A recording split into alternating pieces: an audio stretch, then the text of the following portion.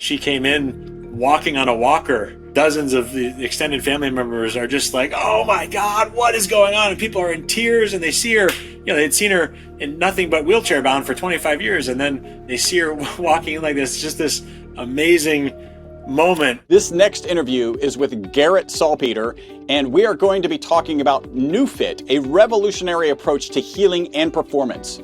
A device whose users report noticeable improvements after the first session. Very blessed to have worked with guys like Saquon Barkley, and I was able to work with him when he tore his ACL. He graciously did a video for us talking about his experience. He talks about how one session helped his quad feel like it woke up for the first time since before surgery, and it. Hi, my name is Chris Burris. I'm a longevity expert and the chief scientist at a lab focused on a longevity molecule. My primary focus is to help people live longer and better lives with science. Make sure to subscribe and share so you and your friends can live longer and better, so you and your friends can live beyond the norms. Hi, and welcome to the next episode of the Live Beyond the Norms Health and Longevity Podcast. I have to apologize before we even start because I'm going to totally geek out in this interview.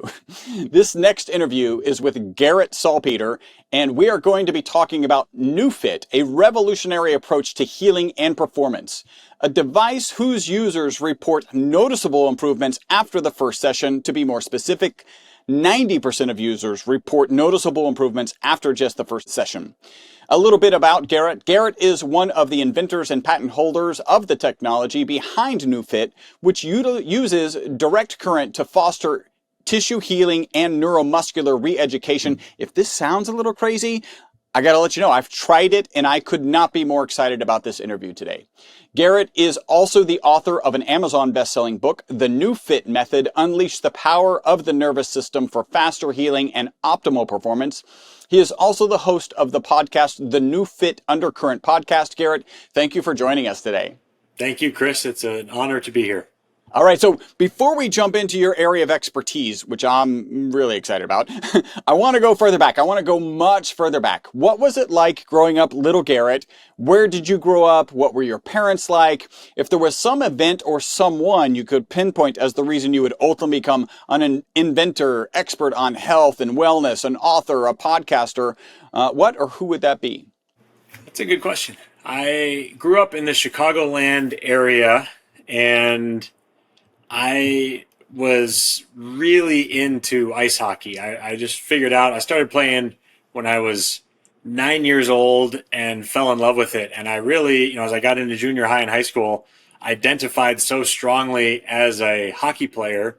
And that was really a catalyst for me getting into, sports performance training and wanting to learn about biomechanics and really diving in and learning more about the human body. Initially, it was just that. It was a means to an end. It was to try to help me become a better hockey player because I had dreams of going to the NHL, and I just wasn't quite fast enough or good enough at that time. And, spoiler alert, I did not make it to the NHL, but I ended up learning a lot along the way, ended up, really improving once I learned certain things.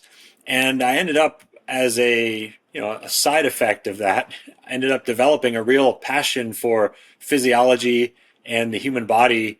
And that sort of created this secondary passion within me that, carries forward into NeuFit and our work today. Anything, so parents, like, how did they support your, NHL? NHL. I'm a really big sports guy, you can tell, especially hockey. By the way, I just got to share this. So when people start talking about sports, my favorite thing to do, right? They're like, hey, what do you think of the Astros? I don't watch hockey. And the jaw drops on people, right? Because I am absolutely kidding. I know the big things, but it is fun to just watch people's jaw drop as you're like, that's not hockey. I know it's not hockey. So anyway, I like that. How did they support this? And then like, where did you end up landing, like going into school? My parents were, generally supportive. They would drive me to hockey practice and games, and I think I see it now with my kids, how much of a sacrifice it is to do all this driving and really curate and support all these activities financially and, time and effort. So it's, I'm really, really grateful to them for supporting that. And then, in terms of where it landed, I ended up improving enough to where I played some college hockey. I was, admittedly kind of on the cusp, more of a practice squad type of guy, but it was really, really made a lot of progress and became a lot better than I just would have been, had I not really learned and dove in and made an effort to get faster, to get better, to get more skillful, to really go about it as methodically as I did. And of course, looking back now, there's things I, could have and would have done better as well too, which is all part of the journey. But so I ended up playing in college. And one interesting thing, as I reflect back, is I had injuries along the way, in junior high and high school. And I had experiences with the traditional physical therapy, traditional orthopedic medicine. And it was just very, disappointing, disenfranchising. I might even say dehumanizing. Perhaps that's a little too dramatic, but this whole notion of, like, at least in my experience, it was, I just, take, a leave or Advil, take some anti-inflammatory thing. I'm a 13, 14-year-old kid, and use this brace. And there's nothing that's really looking at. I didn't know the language at the time, but it certainly wasn't looking at the root cause, trying to identify what's really going on here and create a long-term solution for the greater good of, the athlete and stuff like that. And so I was so disappointed at one point, because of this passion for the human body, I thought even about maybe going pre-med, and because of those experiences, I intentionally pivoted and went in a different direction, because I just thought, that wasn't for me. It did not speak to me, or I guess it spoke to me loudly, but in a negative way. And so, I had that sort of background. And then when I was in college, I had this. Well, before we get there, I want to talk a little bit more, because you're going to talk about a kind of particular experience, injury that you had. One, I want to share. I have nothing but empathy for you. I played as high as semi-professional soccer.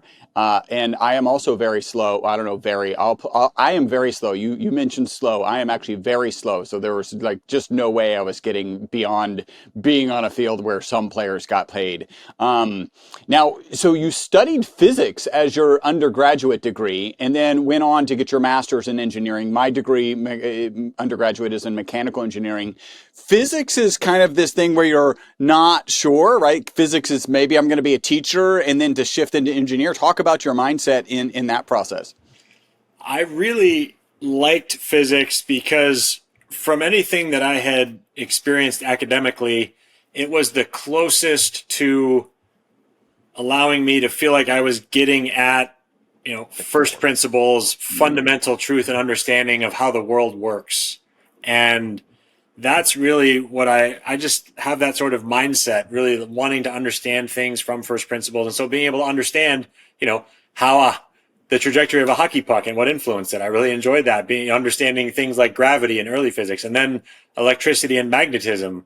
And then, all these other areas that we get into, even up to, relativity and space and time, and all these other things. So, quantum mechanics, cells and atoms. And I really liked that.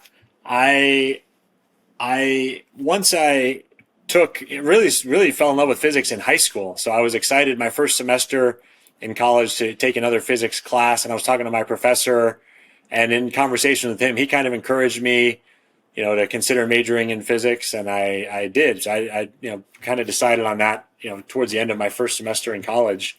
And I didn't necessarily know what I wanted to do. Certainly at that time, had no concept that I would ever, go on to start a medical device company or anything like that. Right? Right. That was, just I did not see that coming. But I knew I liked solving problems, and so I kind of thought I would go in the engineering direction. So I was a physics major, and I was also in this pre-engineering track. That my school didn't have an engineering degree, but we had a pre-engineering track. So I also took some courses in chemistry, for example, and then from there was able to apply to engineering graduate school, which is how I got to Austin, Texas here, University of Texas. All right, now fold this in because it's while you're still in school, you sustain some particular injury. Like start sharing that story and how it fits in with your engineering degree. Because did you actually start kind of coming up with ideas based on your engineering degree while you were in the middle of all this? So I was also very interested in. This is sort of what I was thinking at the time, so not necessarily related to NeuFit. I'm very interested in environmental science, and I was interested in alternative sources of energy and especially solar power. And so my engineering, I ended up in graduate school working a lot on novel materials or new materials for solar panels, what's called photovoltaic cells. And so that was sort of the type of engineering that I was really interested in and kind of saw myself going into, and didn't necessarily know if I would start a business or join a business, or I didn't really have a concept of what it would look like. So with all this backstory, I had an injury towards the end of my time in college. I tore some ligaments in my wrist. I was told I was going to have to get surgery. And based on these prior experiences that I already mentioned with traditional physical therapy, traditional orthopedic medicine, I just figured, oh, all right, I guess that's going to be that, right? There's not really much better out there. And then I'm the cog in the wheel, and they say I should get a surgery, and so let me get it scheduled, or that's how it feels. So that's right. Cold, yeah. And then through a friend of a friend, just through a fortunate set of circumstances, I met a chiropractic neurologist. So for anyone who knows the Carrick Institute or functional neurology, it's a practitioner who comes from that lineage, that discipline. And he was the first to teach me about the importance of the nervous system and the neurological response to injury and how relevant that is to the healing process, and also use a version of direct current on me. So it was my first exposure to both, really, the paramount importance of the nervous system and the category of technology known as direct current, as opposed to alternating current and the TENS units and the other things that are out there that I had used before that many people have also had experience with. And so going through this treatment, this combination of functional neurology and older versions of direct current, it was an analog device with dials, like microcurrent type thing. But I saw firsthand how this approach actually helped me heal, helped me avoid a surgery. And, as a college athlete, I was relieved, I was happy, right, to avoid that surgery. But as someone who was really looking at things scientifically from first principles, to find something, to experience something that actually made sense at that fundamental level, that really got me excited. That really resonated deeply inside of me and created a calling to share this type of work with as many people as I could. And so that's what really pivoted me on this journey here, where when I was in grad school working on these materials for solar panels and doing this engineering program, I ended up sort of as a side hustle, to kind of networking in the sports medicine community here in Austin, met a guy who had a local practice who, worked with the UT Longhorns football team and then had a local practice in town. And I rented a 120 square foot room from him and started using older versions of electrical stimulation and working with, these sort of neurological approaches. I went and actually kind of apprenticed with that practitioner I mentioned who had treated me, and started doing this as a non-clinician, as an engineer. I guess by that time I just finished my master's degree in engineering, and so I started sort of dabbling in this, and then I ended up really just becoming a full-time in the clinic, not a clinician myself. So I'm working either with or underneath other people who have their clinical license and stuff like that. But I was doing that for 7 or 8 years because that experience was so profound. I just couldn't do anything else. I just wanted to be doing that. And I ended up going back to UT for more graduate school in neuroscience. I was in a program focusing on motor control I did not complete my PhD, but I had a PhD advisor there who is now actually working with us at NeuFit, helping us with research. So she's still a professor there, but she's a formal advisor to us. So it's really amazing how that's come full circle. 12, 13, something 14 years later. It's been really, really fun to see that. But yeah, I mean that experience was just such a eureka light bulb going off moment for me that it really changed the course of my life, and I feel so grateful to have found that. I mean, it certainly is a case of pain to purpose, right? I mean, I was so from the depths of despair to the heights of ecstasy, or having the injury, feeling down in the dumps, and then having that experience, and then it really changed the trajectory of my life. So you mentioned UT football, right? So one of the clinicians was working with some football players, and you actually, a number of people, but I'm going to share this. When I was in your clinic, the very first, well, not your clinic, when I was in a clinic that uses your technology here in Houston, I heard a phone call, actually a discussion between the two partners. They're like, hey, it was a Friday. There's an NFL guy who wants to come in on Friday. They didn't say who it is. On Saturday, and then like just this back and forth. But it was like, an NFL dude is coming in like to the clinic that I'm at right now. Like, this is really cool. You have lots of kind of professional athletes. Maybe throw out some team names, whatever, just real quick, and then I want to get back on topic. Yeah, I feel very blessed. I mean, it's amazing to look back and just see how far things have come. I feel very blessed to have worked with guys like Saquon Barkley. One of the biggest. Even you might know who he is, Chris. Perfect. A guy who's had one of the best seasons as an NFL running back in history last year, and helped lead the Eagles to a Super Bowl championship. And I was able to work with him when he tore his ACL a few years prior, and he was still stalled 4 or 5 months into his recovery.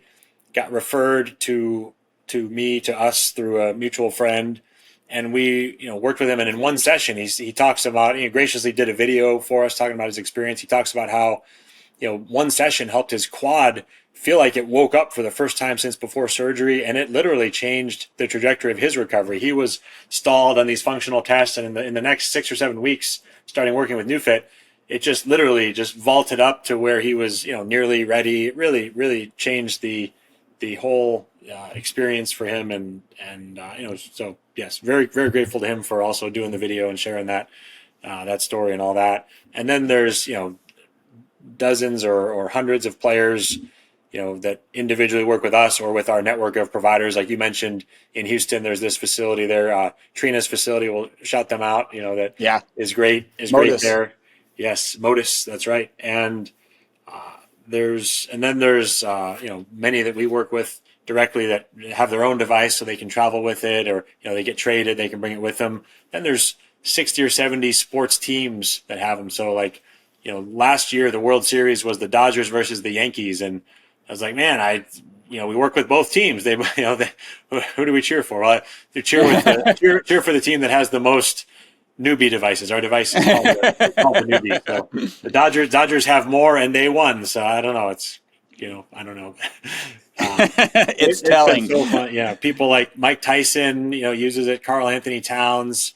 In the NHL, I've been able to work for many years with and have a great relationship with a guy named Brent Burns, who won the Norris Trophy as the best defenseman. And he's still playing at age 40 after being in the league for over 20 years.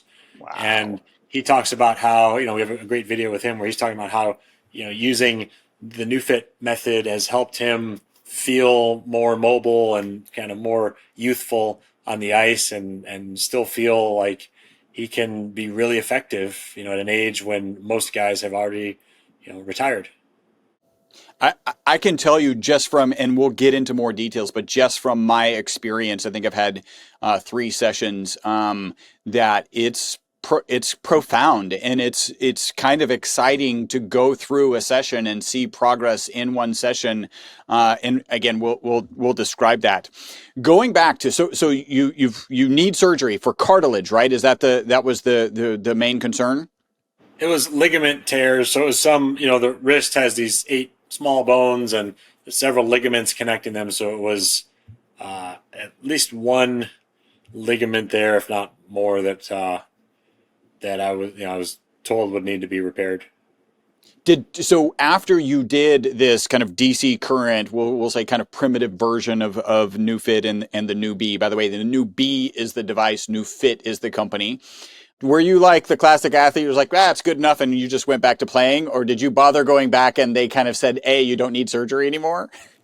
I was more of the former, more of the classic athlete. Now, now doing what I do professionally, I wish I had before and after images and all that, but I don't even have any records from this. Now it's 20 years, nearly 20 years later.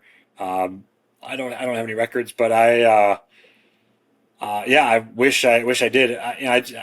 Certainly wish I did, but I was functionally so good, so structurally, sound and stable that I just, wouldn't have dreamed of getting surgery when it was feeling and functioning as well as it was. And so I, at one point, poked my son in the chest, not that hard, snapped this tendon, right? And when I snapped the tendon, literally I would like lift it up and it would fall back down. And so for those of you listening, it's my middle finger and the very last digit was droopy. It's called a club finger because it just hangs down, and you could physically pick it up so that it would be straight. And then when you let go, it fell because the tendon across the top was broken. In my mind, you don't grow back tendons. I now know different, right? You just have to hold it in place, and there's probably fascia that's in place for your body to heal through that fascia and reconnect that tendon. I would think very similar about ligaments. Like once you need surgery, did you have that same mindset? Like I need surgery. There is no other option. And how blown away were you when the actual other option came true, which is that you didn't need surgery? The description that was told to me that I now use and agree with and have since learned also is similar to what you said, where it was described to me that essentially, yes, it can be torn, but as long as there is some connective fascial tissue scaffolding around it, some sort of pathway across which the actual individual connective tissue fibers can grow and reconnect. There's a pathway to regenerate that and heal that. So that was, I was enough for me to try it. I mean, it was like, shoot, if surgery should be a last resort. So if I try this and it doesn't work, I'm no worse off. And, of course I tried it, ended up working. But yeah, I think that's sort of the framework, is that the body can heal. The body has a feels miraculous, seemingly miraculous ability to heal. It's just a matter of getting rid of the impediments that stand in the way and delay or impede or block the healing process. And when you do that, so you get some of these results that do seem miraculous. It's just what the body's capable of. Ultimately, it's the body that's doing the healing. It's this amazing miracle of biology that is just really, really wonderful. We've just found ways to interfere with it. Well, I think it's also true, this is my understanding, that the body, the nervous system, is the problem too, right? Like it's just trying to protect you, right? Like if you overextended something and now you get really sensitive about when you're about to extend something, so you lose mobility, that's your nervous system, right? Like I love the example, when you're under anesthesia, you're flexible beyond what you would ever, like they can just take your leg and pop it over your head because your muscles are actually flexible. It's your nervous system that doesn't allow you to touch your toes or whatever. Is that kind of, so the body is kind of providing some protection to the best of its, kind of, we'll say dumb ability, even as amazing as it is. And now you're rewiring that. Is that a fair kind of description? How would you describe it? That's beautifully said. And I think if I was going to elaborate on that, I might use the terms, like software and hardware. It's like the body, the meat, the bones, the muscles, the tendons, the ligaments, the meat can move in certain ranges, but then the software, it's like the hardware of your computer. You have your processor, you have your memory, you have your screen, but it's the operating system, the software, that actually makes it all work and moves the electrons around and engages the transistors and capacitors and the chips and gets actual messages and information transmitted in ways that are meaningful to us. So So it's the same sort of thing. We have, capability. We have, muscle can produce a certain amount of strength. Limbs can move, as you alluded to, through certain ranges of motion, and they will only be able to express whatever, percentage of that the nervous system deems safe. So it's exactly as you said, Chris, where the nervous system, our brains are oriented first and foremost towards survival and protection, right? Our brains want to make sure we don't get injured, because if we're injured, we're less able to run away from a predator and more likely to be eaten and killed.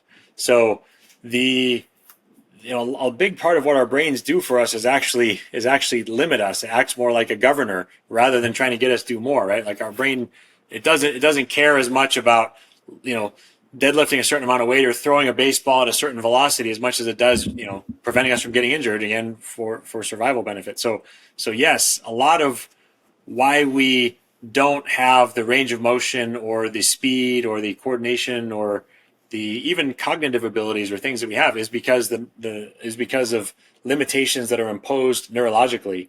And the big breakthrough here is something that you mentioned, or at least alluded to, Chris, is the notion that even when there's a hardware issue, like your finger tendon, my ligaments, or anyone else with a disc, a muscle strain, other connective tissue injury, whatever it might be, there is, of course, the hardware that needs to heal. But a big part of why it takes so long to recover, or why people get locked in a cycle of chronic pain even after the injury is healed, a big part of all of that is the neurological response to injury. It's the software. It's how the brain and nervous system create tension in some areas, trying to limit movement, trying to create sort of a natural brace to resist movement, thinking, oh my gosh, we could get attacked again at any moment, right? This insult is going to happen again tomorrow. It's set up, it's kind of a fear-based processing system. And so it's productive if there is another insult or attack, but it's actually counterproductive for healing, because in that example, tension reduces blood flow and the body's ability to send nutrients and raw materials there to facilitate the healing process. It also might create inhibition or turning off or weakening in other muscles, again, with an eye towards reducing either the speed or range or overall capacity for movement, again, trying to protect. And so a big part of improving movement performance and capability generally is exposure therapy, is teaching the nervous system, showing the nervous system new ranges of motion, new speeds, and showing it that it's safe to do that, and then allowing the nervous system to adapt in that direction so they can start performing or continue performing at those higher levels more regularly. So it's also very relevant, as I mentioned, after injury, when we're talking about recovering from pain, recovering from injury, recovering from surgery, because again, that neurological response is such a big part of just why it takes so darn long, or why the recovery can be so difficult, or why people, just never feels like they can move quite the way, quite the same as how they used to or how they want to.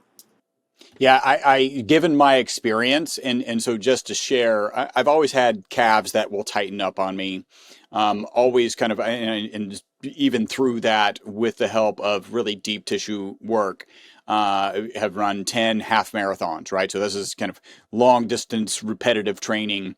I'd gotten to the point where my Achilles, I did one sprint, I'm playing around with Palooza shoes, which I'm not 100% sold on. I'm 100% sold on the concept that it may be better long term, but for me to start incorporating it into my running and sprinting, I'm a little suspect of that right now. I think I have to build up to it. But it caused my Achilles to be so tender that I couldn't jog, couldn't run.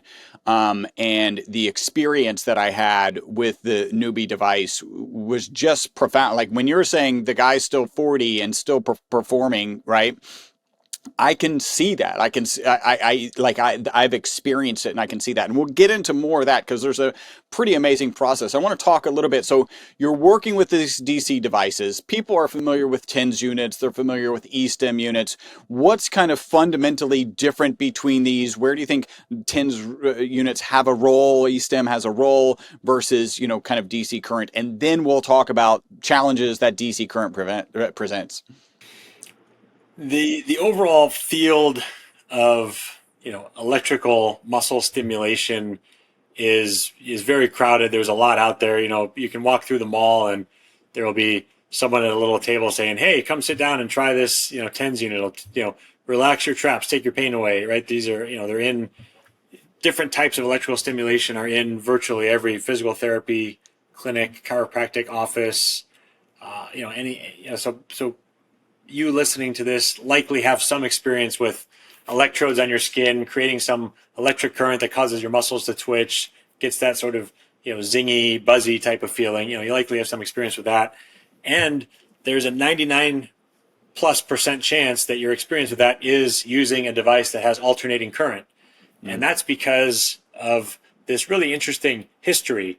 So the Soviets back in the 1960s, 1970s actually found benefits of using direct current. However, there was always this problem where when you turn it up to a high enough level to make a difference, a therapeutic level of current, it would actually literally sting and burn the skin of those athletes at the time, the people they were using it on. And so because of that, direct current essentially fell out of favor, and in its place came these various alternating current technologies that we're familiar with, like the TENS units, what's called, quote unquote, Russian stim, even though the Russians used multiple types of currents. What we now know as sort of the trade name Russian stim is a particular type of alternating current. There's interferential current, FES, NMES, all these different acronyms you may or may not be familiar with. The biggest takeaway, though, is that pretty much everything there is alternating current. And since we are getting down into the details of some of these topics, there's an interesting phenomenon that happens in the body. So the reason that direct current caused historically these issues with stinging and burning is that when you apply a direct current field, all of the positive charges are going to move towards the negative electrode and vice versa. And so eventually, after a certain period of time, the charges build up and it becomes more difficult to send current through that circuit System. Yeah. And so you have more either resistance or impedance to that. And when you try to send current through a high resistance circuit, you dissipate that as heat. Resistors are like what's in incandescent light bulbs. They get hot and they emit light. So you basically emit a lot of heat through that resistance, and that causes discomfort on the skin and ultimately burning. So that's how it works. And with alternating current, the signal goes back and forth, so you don't get any of that charge buildup, and you don't get any of that risk of stinging and burning. It's very comfortable, or more comfortable at least than just a traditional direct current. And so there's benefits to direct current, and there's a reason why this matters, which I promise we'll get to. Just to complete that thought, the breakthrough with this Neubie device, the neurobioelectric stimulator that we're best known for here at NeuFit, the breakthrough is being able to get these therapeutic levels of direct current into the body without stinging and burning the skin. And so it has to do with essentially a carrier frequency and going in and disrupting some of that charge buildup in between the pulses of direct current. So you get this net direct current electric field with the comfort of alternating current. So, okay, why does that matter? Probably a good time to actually talk about some of the benefits of direct current, if that's all right with you, Chris. Yeah. No, well, so let's kind of paint a picture, right? So you've got some pathway, right? And is the pathway the actual kind of neural network is typically where this electricity is flowing? Like in my case, I had one device, at one point I had one device on my back and then one on my calf, right? And so current, as it's going through, that tingling and burning, is that happening on the neural pathways? Is that because that's where the electrons are flowing, and not on your device, like on the Russian device where they're actually burning people? That's happening on the neural pathways, right? Because that's where those electrons tend to flow. That's a great question. So there's a book called Biologically Closed Electrical Circuits that's no longer in print by a Swedish, some sort of clinician scientist, Bjorn Nordenstrom. And so he talked about this, and there's probably other modern resources that explain it as well. But understanding how current flows in the body is actually a fascinating topic. I'm so glad you brought it up. It's rare I get to talk about this at all, let alone on a podcast. But so it's not just like, in your wall, you have wires and, the current's just flowing through the wires. It's not in the wall. The the body is a little different because you do have, the equivalent of wires in terms of the nerve axons where current can flow, and the scaffolding, the perineural cells around it, which are also more like semiconductors rather than the axons themselves, which are more like conductors. So you have those, but then you also have all these fluids in the body that have ions, that have charged cells in them. And so when you create an electrical circuit in the body, like you mentioned you have one pad on your back, one pad on your calf. Let's say the positive is on your back and negative is on your calf, just for the sake of discussion. Yeah. And if the positive is on your back, there's going to be negative, there's going to be electrons flowing. So there could just be electrons flowing through nerve pathways, or they could be flowing, through interstitial fluid. They could be flowing through blood plasma. There's electrons flowing there. There could be positive ions flowing towards the negative down on your calf. And that could be certainly sodium and potassium channels. And since the sodium potassium channels are how neurons fire, there tends to be more stimulation, a greater sense of intensity at the negative electrode, just as an aside. Yep. So that was my experience. Yep. Yeah. So there's current flowing throughout multiple pathways in the body. It's going to be more concentrated at the electrodes and more diffuse or dispersed, sort of like a shotgun versus rifle, where a shotgun is going to have more spread or spray. It's going to be more like that in between, less concentrated as the current spreads out.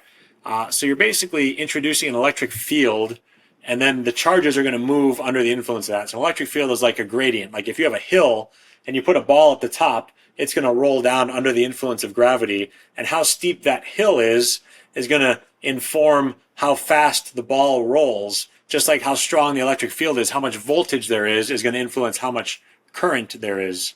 And so they're actually very analogous in terms of the forces and the way they interact and such. So what you're really doing is introducing an electric field, and then that will cause various charged, cells or particles, if it's electrons, to flow, in the body along these different pathways. And then in terms of why one feels that buzzing or that electrical sensation, that is definitely yes, because of the nerves.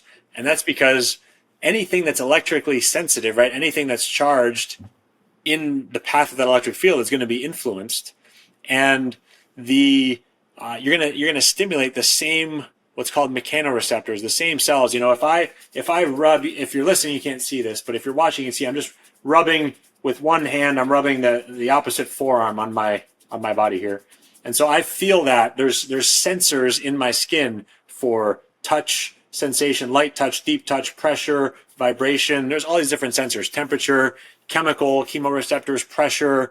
Then, of course, there's sensors for movement that gives us this sense of proprioception, kinesthetic sense. There's all these sensors, these receptors in our bodies.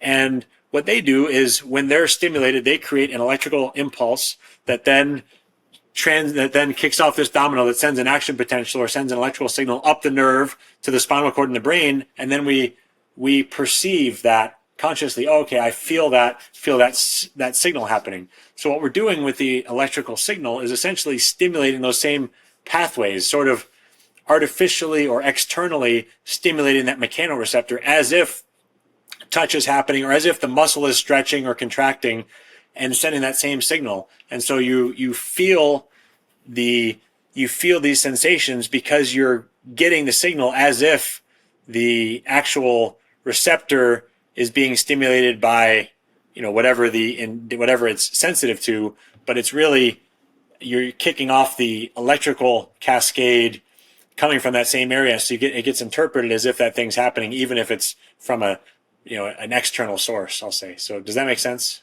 Yeah, no. So it's not just nerves, right? Because that was a picture that I have. It's actually through all sorts of tissue. You feel the most intensity because, like as you said, as a shotgun, you don't want to be close to the barrel. If you had to be in front of it, you want to be much farther away. So it disperses through different tissues, different nerves as you go. Hey, super quick break from the podcast. Hopefully you're loving it.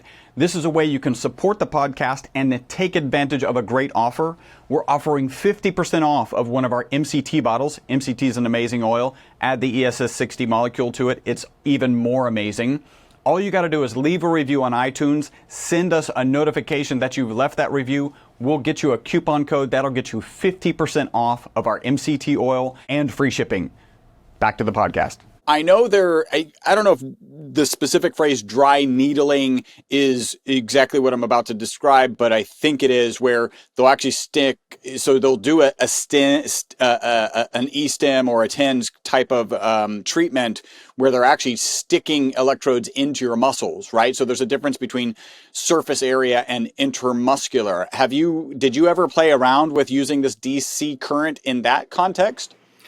So if you're listening to this and don't know what dry needles are, just for context, it's essentially a treatment wherein usually a physical therapist or a chiropractor, some type of practitioner will take an acupuncture needle, and instead of putting the needle into acupuncture points and meridians like an acupuncturist would do, they're going to put this needle into a trigger point, trying to release or break up trigger points in muscles and fascia. And it's essentially a slightly different type of acupuncture treatment. It's called dry needling because there's nothing being injected. So a wet needle would be if they're injecting some sort of anti-inflammatory or numbing agent or medication, something like that. So dry needling just because nothing's being injected. And so there's that treatment, and that has value in its own right. And then you also can hook up via some sort of adapter, electrical devices, whether it be our device or whether it be a TENS unit or whatever it is. You can hook those up to the needle so that the current, that electric field is going to go in. It's going to be very pinpoint. So yeah, the size of the electrode, the size of the contact is going to determine how concentrated that electric field is, and that will influence. Like we talked about, it'll be more concentrated, right at the site of the electrode and then dispersed throughout. So you can, we have an electric glove connection that we often use where you actually have the current, in the fingertips, right? And that's more concentrated than using an electrode that's a 3-inch diameter circle, right? So you're getting more or less concentrated.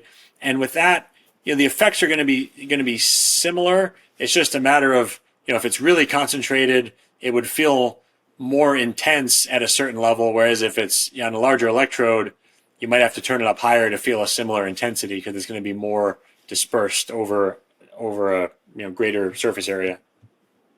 So it is a thing that you might use in some treatments. Yeah. One of the things that just dawned on me, right? You get these TENS units and these e-stim units, and they're kind of small handheld. So it's actually going through the process of converting whatever DC current, because they're handheld, into AC current in order for most of them, right? Yours is a DC current device. It never dawned on me, because that's usually an expensive, to take DC to AC or AC to DC can be an expensive in terms of electrical utilization. It just never dawned on me that these small devices are actually creating AC current. It's that's what's going on, right? Yeah, so if a handheld TENS unit has, a 9-volt battery in it, the battery is creating a DC and they're converting it to AC. And then, likewise for our device, if it's plugged into a wall, it's converting the AC from the wall into, DC for our application. So yeah, there's a lot of conversion going on. This one is just a little more sophisticated because it has this dual waveform thing that we talked about, and there's a lot going on under the hood. So when I went in for my first session, and maybe this happens every first session. Well, I think it happens every first session. Maybe it happens on more sessions kind of down the road. But they did this thing called mapping, right? So they put one electrode, in this case it was kind of lower back, and then they were looking, and they were basically taking the other electrode and kind of running it along my calf, because that was the target area. But they also went up into the thigh. We actually got to the muscle that goes through the hip bones. It's not psoas, it's what is that called? Psoas. Psoas. I was close. Through the psoas. And that one was a very interesting experience.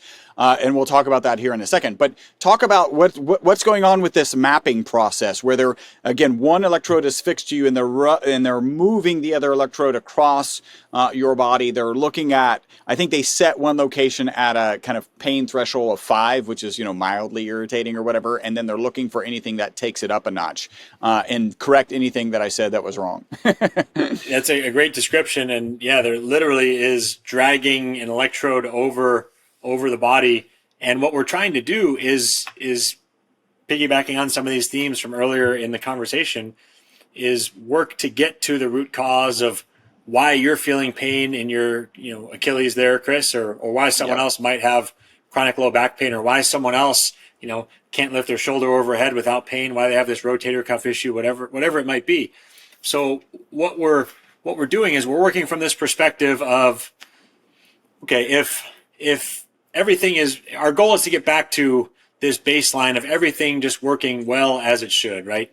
Absent any sort of neurodevelopmental challenge, all kids are able to squat and have this, fluid movement patterns and have pliability and have these movement patterns. And then, for a variety of reasons, many of which have to do with our modern lifestyle that we can talk about, we get there, especially in our, Western society, majority of adults can't get into a full deep squat position, whereas in certain Asian cultures, they still can. So it's a little bit of an aside there, but the goal is to get back to, baseline level of efficient functioning where all of your muscles can work through their full contraction and lengthening cycle and support you through the entire range of motion of whatever activities that you want to do. So I think, listening to this, you likely agree that's a reasonable goal to restore, quote unquote, full function. But if you have some sort of issue or limitation, chances are you have some deficits in function. And a lot of times they're coming from what we talked about earlier. Chris was talking about how our nervous systems impose these patterns of guarding and protection. And, I added in about, the number one priority is survival and protection, right? So we're actively, our brains and nervous systems are actively imposing these patterns on us. So with that background, what we're basically doing is scanning around on the body to test the function in each individual area, muscle segment, even areas of connective tissues and those mechanoreceptors that we talked about around the joints, those neurological sensors. So what we're doing as we scan around, we're sending the same signals, kicking off those same electrical cascades that we talked about, as if the muscles are being loaded, as if there's a stretch or a contraction happening. And so whenever we scan around on somebody, if we're scanning around on the upper body here, we're scanning around on the bicep, then the front delt, then the upper pec, that pec minor, then the pec major, each area, we're stimulating that area and observing, are we stimulating that and the person feels fine? And if so, that's, if we're scanning you, Chris, it's your brain saying, oh, okay, that area is working, but there's no cause for concern, nothing alarming, because it's working within this current capacity that we believe is safe, right? It's inside our margin of safety here. But then we go and we stimulate the next muscle, and either you haven't been using it recently, so that signal is novel and new and therefore scary and threatening, or it's an area where you're actively guarding and inhibiting, and we stimulate one of those areas, your brain sees that and says, whoa, alarm bells. This is not supposed to be doing like that. Remember, we don't use the calf. We don't use the calf above 60%, but now you're asking us to use it at 80%. Whoa. And so we know from neuroscience that pain is a response to perceived threat. So as we scan around, we're looking for these areas that sort of feel like a trigger point where you have that sense of alarm or protection, neurologically speaking. And that tells us that in real life, whenever you go to load that area, like if you're walking and you try to load your calf, or running and you try to load that part of your calf muscle, the same thing is happening. Your brain is saying, no, let's compensate around that. Let's not use that.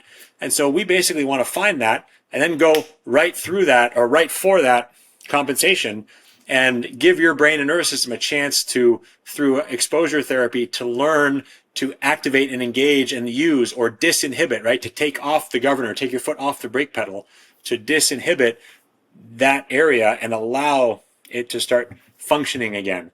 So that's our way of trying to be precise and find where these underlying neurological issues are, and then work on them to improve function. Well, and that's exactly what Trina, right? So with Modus did. She, my complaint was Achilles. Kind of did this scanning on my calf. Also did it up on thighs, quads, etc. And then touched on psoas. And so for some people, psoas is a muscle. It actually connects from your back through your hip bone kind of cage and then to your leg. And this had actually been a problem. Probably a year ago, I had psoas was just sore all the time. It's nearly impossible to stretch the psoas. They actually sell plastic psoas devices, which look like hooks that are designed to pull your innards out. And your supposed to lay on these things to like release your psoas. So we got the psoas, and I think this, I'm going to describe this because this was so fascinating, which was we had electrode kind of so deep psoas, so it's, you know, deep ab on right or left side. And I would go to bend down and the psoas would just knot up, right? This is again, as you just described, this my neuromuscular system going, hey, we're about to use this and we're using it in a way that we're not really comfortable with, so we're just gonna put all alarms on. And then I would pull back up, so it would like knot up. I'd pull it like when you get a muscle that's cramping, I would pull back up, and each time I could go farther down without that knotting up. And I know the intent is, you know, there's different settings on the piece of equipment. I think I was at a 30 setting, and maybe you could talk about what those settings mean. The other thing I did was just to lift in a marching fashion, lift my thigh up, and it would also cramp. And so it's stretching, you know, putting my leg back down would release that kind of cramping. And to see that progress in that first session, like when you say 90% of people are, you know, of your clients are reporting noticeable improvements in the first session, the rest aren't paying attention. Like that's just, or maybe, you know, let's be realistic. Not all of the practitioners who have access to your device know exactly what they're doing, right? Like that's, as much as you try and train them, they're not going to use it exactly right, or they had bad days. I doubt it's 10%. It's probably mostly like just people don't really understand this impact. So talk about, so one, you're supposed to get up to 100, and I'm like, I'm at 30. I don't know how I'm ever going to get to 100. And what does that really mean in the context of us working through this kind of neuromuscular deficiency? The number is interesting because it's essentially an objective way of saying how much load are we putting on this neurological pathway. And it's very similar, very analogous to, you know, how much weight is on the bar or how much weight is on the machine when you're doing a certain lift. It's, you know, as you get stronger, that certain weight becomes easier and you can put more on, or as that weight gets easier, you can move it faster. So you're actually creating more force, more power at the same weight. You know, so there's very, very similar, it's a very similar framework. And so with your calf, we talked about how, like, when there's a hotspot there, or with your psoas, we talked about how when there's a hotspot there, that's basically your body's way of saying that it's trying to protect and trying to not load that area. So when you go to move, you're going to adopt strategies around that. And like you said, you were, you know, bending forward, and it was kind of cramping, contracting, bracing, protecting, and then each rep you were able to get a little further, and it was kind of letting go. And so it's essentially a form of exposure therapy where you're loading that area and giving your brain and nervous system a chance to recalibrate, to re-educate itself, to relearn how to incorporate that muscle again into this movement. And so you noticed these improvements, and, you know, thankfully it translated to some functional improvements. There is a little bit of a question that sometimes come up. So if you're listening to this, you may be wondering, like, well, what about these neurological protective patterns? Like, aren't these protective mechanisms there to protect me so I don't, you know, tear my tendons off my bones and stuff like that? And the answer is yes. You know, and so we're not overriding those. What we're doing is providing that neurological information so your brain and nervous system can recalibrate the correct amount there, because oftentimes these, especially, you know, because of bad movement patterns, you know, poor habits developed over time, recent injuries, those governing mechanisms, they just get set way too conservatively and limit our movement. There's some amount of limitation that's needed for you know, really preventing injury, and then there's some that's just, you know, excessive. It's like, you know, a person who is so afraid of going to do public speaking. You know, we hear that sometimes for some people that's a bigger fear even than the fear of death. Yeah. And a lot of that, you know, of course, is biologically motivated, right? We evolved to not want to embarrass ourselves for fear of being thrown out of our tribe or community, because that could, if we're left to fend for ourselves, we're more likely to get eaten and be killed. So there's survival benefit there. But you know, we also, if we look at it intellectually and more rationally, we understand that going up and you know, speaking in front of people is really not life threatening, even though it feels that way. It's just that kind of hypersensitivity set there. So the same sort of thing can be set around movement and different positions and different levels of strength and muscle activation. So it's that same sort of thing. But the basic idea is that we want to load those areas just right at that threshold. Not that they necessarily have to get to a certain level on the machine, but load it at that threshold where it's intense enough that it creates some of that alarm response within you, Chris, or you, the listener, which might be at different levels, which might be different from me, which might be different from my daughter, which might be different from my, father or mother, in their 70s, right? So it's different numbers. The point is that we push ourselves to the edge of or outside of our own personal comfort zones. And so ultimately we would like to get to the point, especially for elite athletes, people who want to push themselves to the highest levels of which they're capable. Ultimately, yes, we would like to get to the point where we can handle that load or input or stimulus at 100 and be able to move efficiently through it. If you're at 100 and you're just locked up like this and you can't move at all, that's not very valuable because you're just learning to get better at being locked up and, gritting your teeth and being stuck. But if you can handle that, that's sort of like just being able to handle a lot of, input and stress in life and still being able to be calm and make good decisions and not lose your cool with your, spouse or partner or children or stuff like that, right? It translates to those sort of abilities in life. But that's the thing, is figuring out where those issues are and then, titrating up the level of challenge to help the nervous system recalibrate where it needs to be functioning, protecting, right, balancing all that out. So the engineer in me is like, what are the electrical signals that are max muscular engagement? And is that the setting for 100? Or how do you even come up with the setting? Like, this is 100 and we're like, yeah, it feels like it could be, you might be able to back that out. But I also think that sounds really hard. Well, unfortunately, the answer is going to be a lot less robust and interesting than what you're expecting it, or than what I wish it would be. But the answer is essentially it's the highest power allowed by the FDA by law.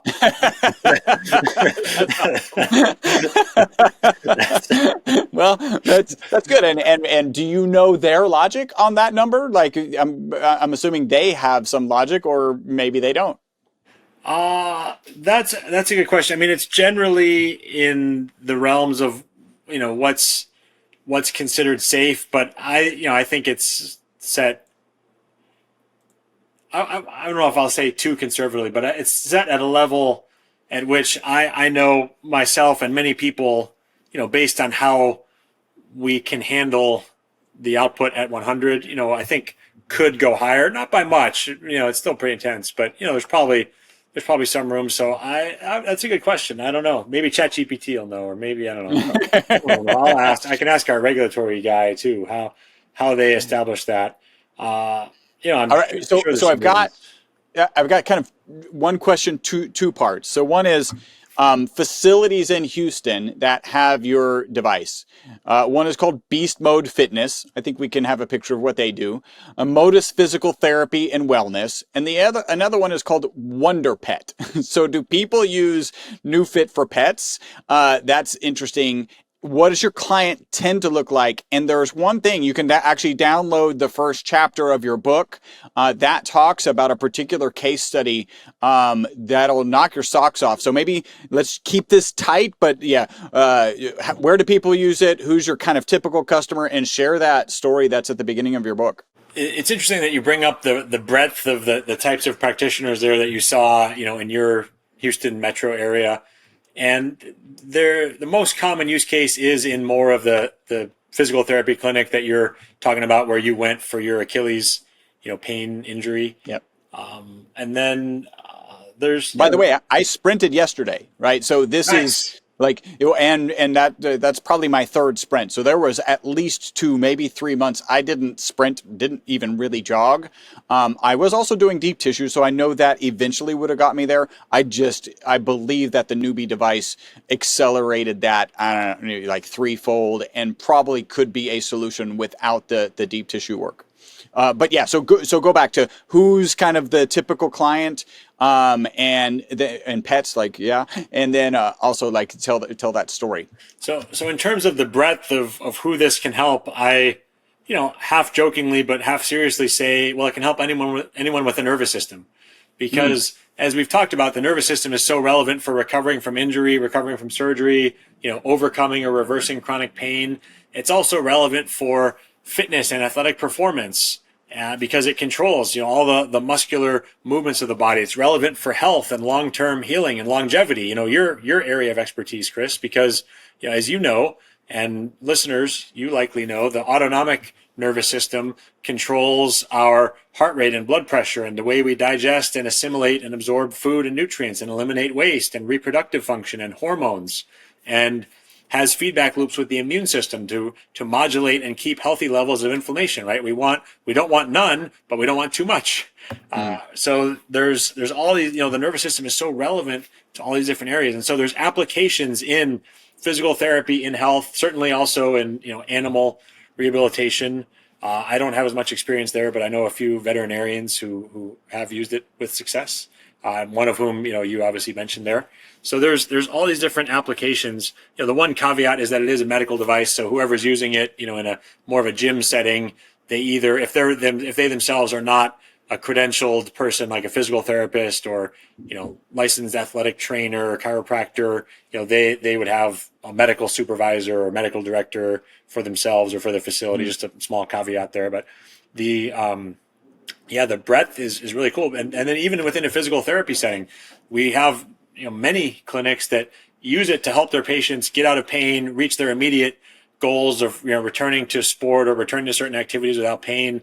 And then, sometimes those people have, the patients have come to know and like and trust the clinic and the clinicians there. So they'll continue on and do some maintenance or fitness training and try to work on goals related to increasing mobility or increasing strength or building muscle. And you can use this technology to amplify the muscular activity, in resistance training. And so you can actually get the benefits of building muscle as if you're lifting heavy weights, but without having to lift weights at all or lifting much lighter weights. So it's safer. You reduce the risk of injury or re-injury. So there's all these different applications. There's a lot of breadth, and the common thread throughout all of that, of course, is the nervous system. And then you mentioned, the case study in the... Before you get into that, I just want to think about this, right? So we understand, right? We want to be in a parasympathetic state. We want to be, in the rest and digest state. And if you've got some muscle affliction, and everybody's had like a tight muscle, and for days it can just wear on you, and that could keep you from getting into this parasympathetic state. And so this is kind of neuromuscular training that could train to relax that and get you back, so that when the stress for the day is kind of relieved, now you don't have the stress of your own physical body causing you to be in a sympathetic state. So I may have those backwards, but yeah, I think that's really important. Yeah, and go ahead with this example. Yeah, that's a great description too. I really like that connection. Oftentimes we also have, like our version of a parasympathetic reset or vagus nerve stimulation protocol that's more global, but working on these neuromuscular issues locally and helping with pain does have a huge, as you mentioned, Chris, huge effect on the autonomic nervous system. So it's a great point, great addition. In terms of the first case study in the book, I think you're talking about my first story there, which is the story of Amy, who had been in a wheelchair because she fell off a horse. She got thrown off a horse when she was in her early 20s, had a spinal cord injury at multiple levels, and was paralyzed from the waist down for 25 years by the time a friend referred her in to see us at our practice in Austin. And, we were doing some interesting neurological stuff. So she was like, yeah, I'll try it out. She had adapted and was living a good life just in a wheelchair without the use of her legs. So it was, no harm in trying, sort of attitude, great work ethic. She still was fit and, would use her arms to, turn her wheels and pedal and be very active still and, stay as fit as she could and all that. So, great mindset, great person to work with. But so we started working with her, and we ended up really, just being very pleasantly surprised to start getting some sensation, getting some autonomic function back in the first couple of months. She actually noticed a little bit of movement early on, even after the first session, actually, she noticed a little bit of movement that speaks to, this concept of neuroplasticity and learned disuse, which are related to what we talked about of how the brain and nervous system limit function to protect us. So she actually had, little bits of ability there that were just kind of lying dormant. And it was a matter of, reprogramming the software of the operating system, to borrow from a metaphor that we talked about earlier. So she was able to, kind of feel little twitches, and, she didn't have full movement by any means, but she was able to like lift her leg up further in new areas, lifting with her arms. And then we started to see sensation and autonomic function, like sweating below the level of injury, come back first, and then some little bits of movement of the feet, and then movements of the larger muscles. And, eventually there was this amazing kind of climactic scene where she had gathered her family for a big holiday dinner, and she arranged it where everyone was sitting down, and she came in last, and she came in walking on a walker. And, dozens of the extended family members are just like, oh my God, what is going on? And people are in tears, and they see her, they'd seen her in nothing but wheelchair bound for 25 years. And then, they see her walking in like this, just this amazing moment. Oh my gosh. So, it's just so inspiring. And, we have some great content with her. I, of course, tell her story in the NeuFit Method book there. And it's very inspiring, and it speaks to what's possible when you combine this, miracle of biology of the human organism that we talked about earlier, combine that with, advanced technology for tapping into the power of the nervous system and neuroplasticity, and the ability that we all have to adapt and change, even in the midst of extreme challenge, and very difficult circumstances. Yeah, thank you for sharing that. And when I read it, I was like, I really want to, we're even a little over time, but I wanted for people to hear that story, because I think it's so impressive. Anything else maybe that I missed? We'll obviously give an opportunity for you to give, how to contact you. But before we get into wrap-up questions, do you think we kind of maybe missed anything? How many locations do you have across the country where people can find the NeuFit device? Across the U.S., there's 400 something as of the time of this recording, in mid 2025. And then there's, now clinics popping up in Canada, the UK, Australia, other places around the country as well. So it's getting more accessible around the globe, and we certainly intend to continue that. So yeah, there's on our website, there's www.neu.fit. There's a directory on there. In terms of, you asked, like, is there anything we missed? One thing I'll mention that was really cool, just in the last few months, we had this study on diabetic neuropathy. So it's an interesting condition. In the US alone, tens of millions of people have neuropathy, and it can be debilitating, and the treatments, quite frankly, suck. There's nothing more than just trying to help with pain and palliative care, symptom management. And we did a study on 150 diabetic neuropathy patients, average age in their mid 70s. And so it was 150 patients. Half of them got traditional TENS unit alternating current treatments like we talked about. And with them, there was a little bit of progress in terms of, reducing pain. So some value there, but that was it. The other half got the direct current of the Neubie device, NeuFit Method. And with them, they were able not only to get, as much or more reductions in pain, but they saw increased sensation, improved ability to perform activities of daily living, and increased EMG amplitude. So actually looking at the nerve, the electrical measurements in the nerve, seeing nerve regeneration in a population where that's been written off that they could ever actually heal in any meaningful way. So it was cool for two reasons. One is it was the first study in humans to compare alternating current versus direct current.